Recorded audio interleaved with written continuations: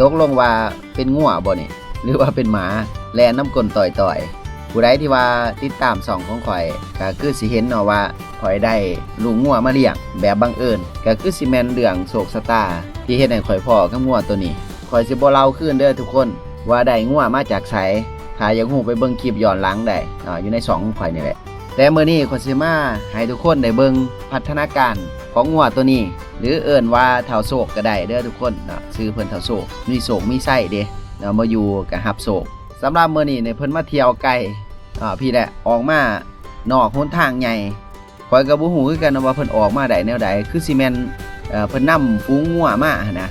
มันมีฝูงงัวหลายเวลาเพิ่นเห็นข่อยปุ๊บนี่เพิ่นจื้อแล้วได้ทุกคนอันนี้แหละเนาะข่อยจึงถ่ายคลิปให้ทุกคนได้เบิ่งว่าผู้ใดเลี้ยงงัวนะเนาะก็แชร์ประสบการณ์นํกันแน่ว่าติดคนแบบนี้บ่เนาะจื้อคนแบบนี้บ่สำหรับเฒ่าโศกนี่โอ้อย่าสิว่าแต่ติดทุกคนนี่แม้กระทั่งว่าข่อยเอิ้นซื่อๆนะ